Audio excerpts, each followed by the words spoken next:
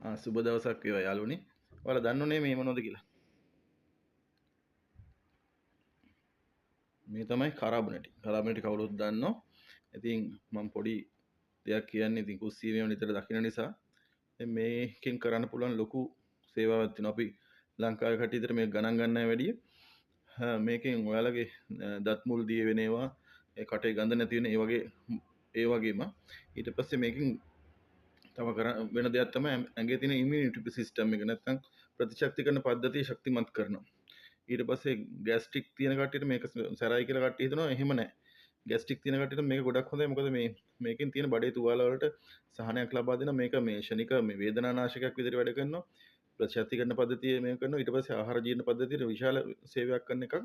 ඒ වගේම අක්මාවේ තියෙන ලෙඩ රෝග සුව කිරීම සඳහා මේ කරාබනට්ට මාර ප්‍රයෝජනක්.